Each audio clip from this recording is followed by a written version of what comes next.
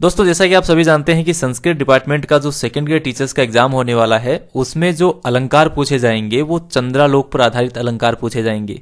तो इस वीडियो में हम उनकी अच्छी तरह से तैयारी करने वाले हैं। तो आइए बिना समय गवाए वीडियो को शुरू करते हैं। नमस्कार दोस्तों, मैं हूं एसके कटारिया और आप देख रहे हैं स्काई एजुकेयर।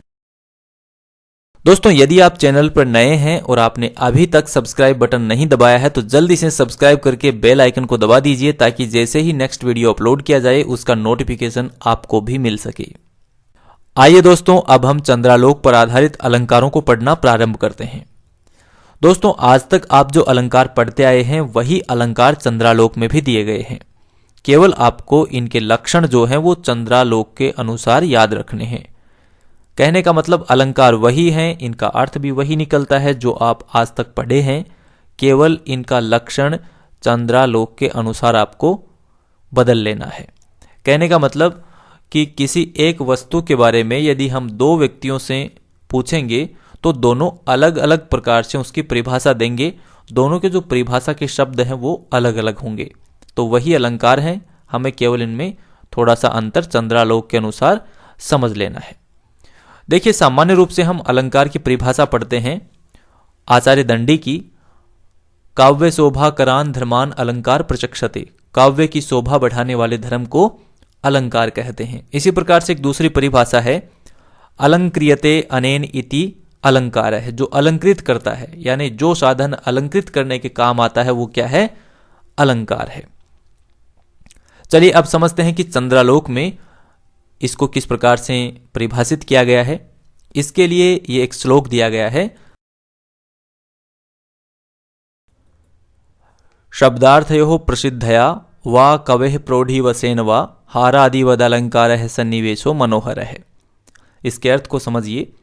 शब्दार्थयो, शब्द और अर्थ के, प्रसिद्धया प्रसिद्ध होने, वा कवेः अथवा कवि की, प्रौढ़ीवसेन व प्रगल्भ कल्पना से, हारादिवद अलंकार है, हार आदि अलंकार यानी हार आदि आभूषण। हार आभूषण जो है उससे यहाँ पर अर्थ लिया गया है कि कवि की कल्पना से हार आदि आभूषण की तरह मनोरम वर्णन। जिस प्रकार से शरीर पर हार आदि आभूषण लगा देते हैं तो उससे शरीर मनोरम हो जाता है, सुंदर हो जाता है।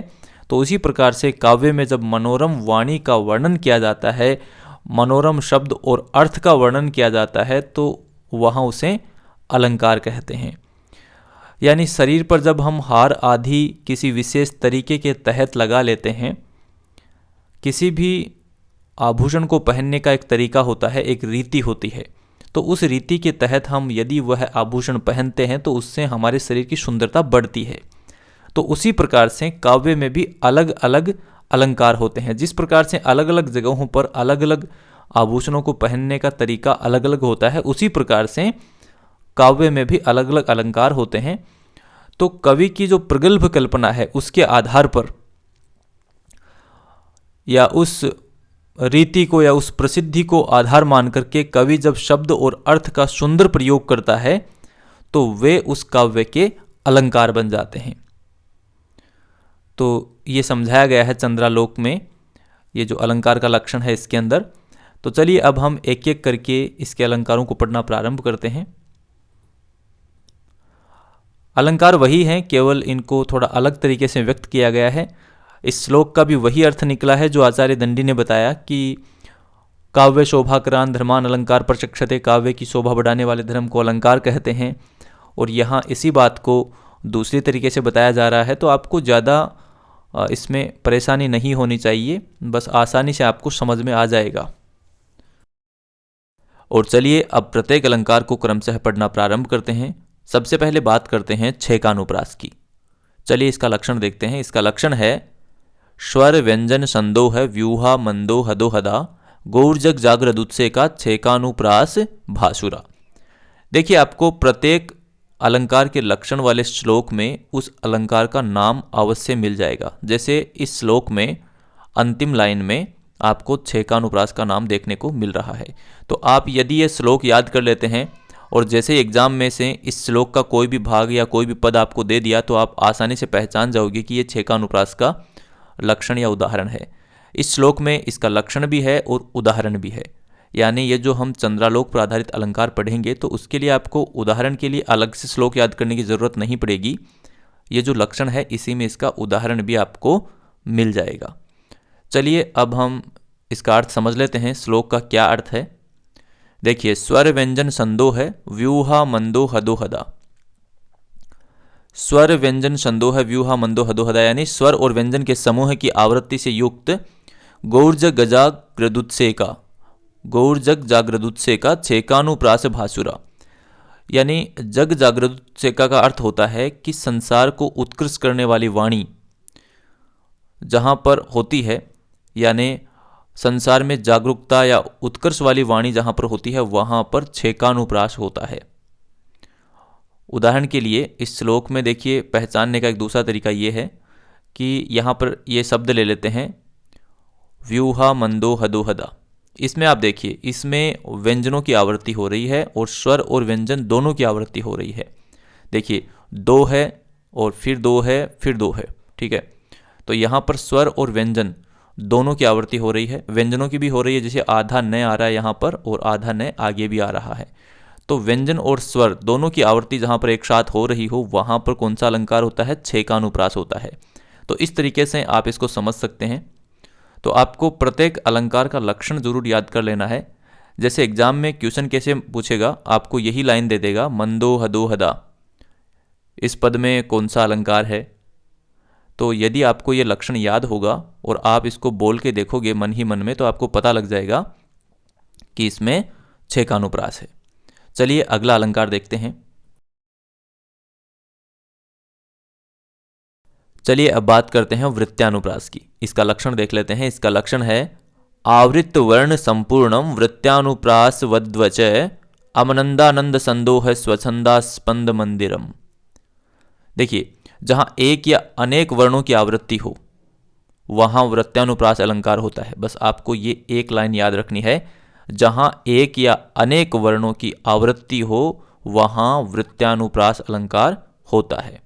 जैसे इस श्लोक में देखिए, ये जो न और द, सेकंड लाइन में देखिए आप, श्लोक की जो सेकंड लाइन है उसमें देखिए आधा न और द, इसकी बार बार आवृत्ति हुई है। देखिए, अमनंदानंद संदोह स्वछंदास्पंद मंदिरम।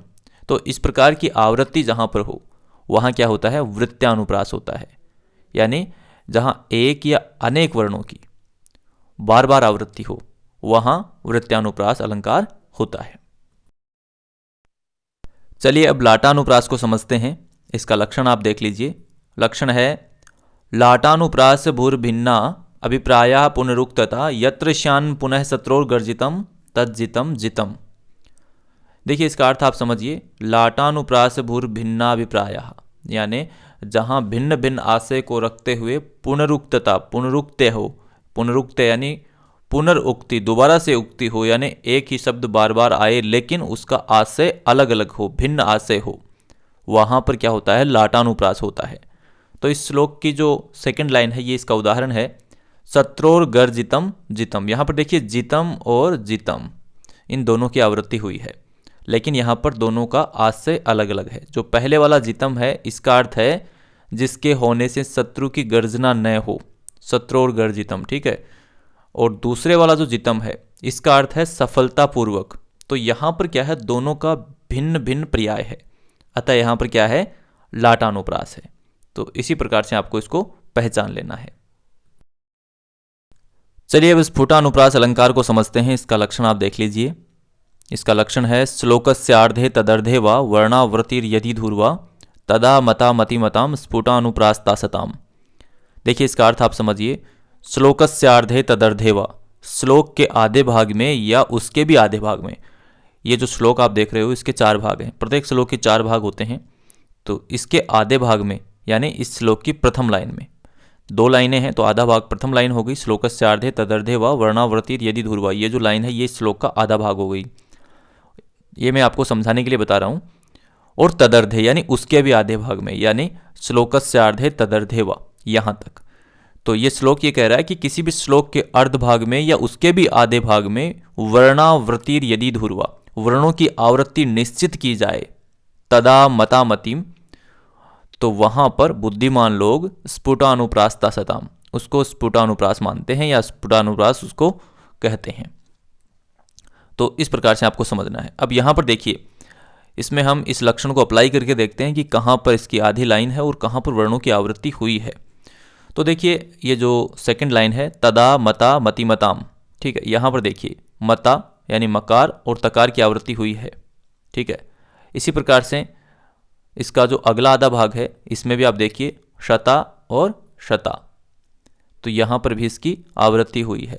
तो इस प्रकार की आवृत्ति जहां पर हो वहां क्या होता है, स्फुटानुप्रास होता है, यानी श्लोक के आधे भाग में आवृत्ति हुई है नीचे वाले में, और उस आधे भाग के भी आधे भाग में दोनों में अलग अलग वर्णों की आवृत्ति हो रही है। तो यहां पर क्या है, स्फुटानुप्रास है। और चलिए अब पढ़ते हैं अर्थानुप्रास अलंकार को। इसी के साथ अनुप्रास अलंकार कंप्लीट हो जाएगा। इसके बाद में उपमा यमक जैसे अलंकार होंगे।